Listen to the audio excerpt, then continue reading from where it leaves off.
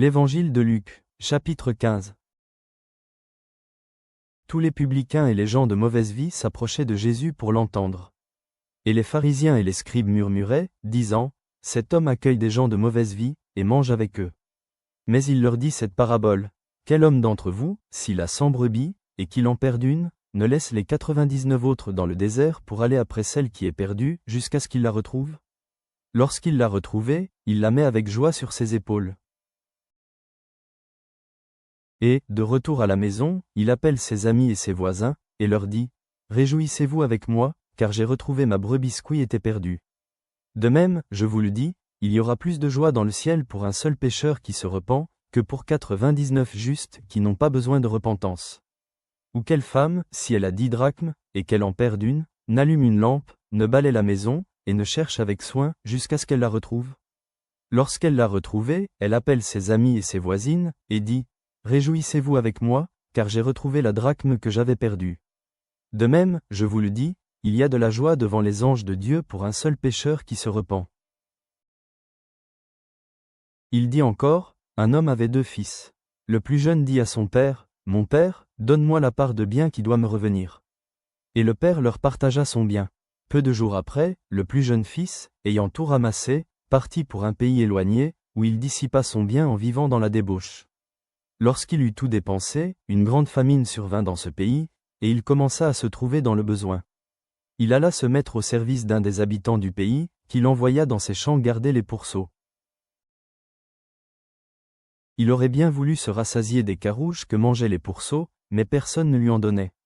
Étant rentré en lui-même, il se dit, « Combien de mercenaires chez mon père ont du pain en abondance, et moi, ici, je meurs de faim. Je me lèverai, j'irai vers mon père, et je lui dirai, « Mon père, j'ai péché contre le ciel et contre toi, je ne suis plus digne d'être appelé ton fils.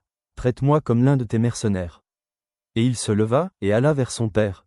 Comme il était encore loin, son père le vit et fut ému de compassion, il courut se jeter à son cou et le baisa. Le fils lui dit, « Mon père, j'ai péché contre le ciel et contre toi, je ne suis plus digne d'être appelé ton fils. » Mais le père dit à ses serviteurs, « Apportez vite la plus belle robe, et l'en revêtez. Mettez-lui un anneau au doigt et des souliers aux pieds. Amenez le veau gras, et tuez-le. Mangeons et réjouissons-nous, car mon fils que voici était mort, et il est revenu à la vie. Il était perdu, et il est retrouvé. » Et ils commencèrent à se réjouir. Or, le fils aîné était dans les champs.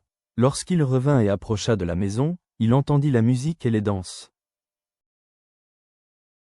Il appela un des serviteurs, et lui demanda ce que c'était.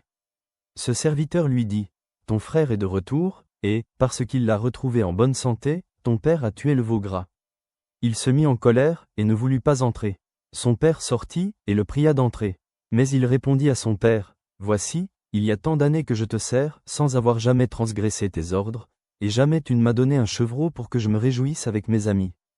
Et quand ton fils est arrivé, celui qui a mangé ton bien avec des prostituées, c'est pour lui que tu as tué le veau gras. » « Mon enfant, lui dit le père, tu es toujours avec moi, et tout ce que j'ai est à toi. Mais il fallait bien s'égayer et se réjouir, parce que ton frère que voici était mort et qu'il est revenu à la vie, parce qu'il était perdu et qu'il est retrouvé. »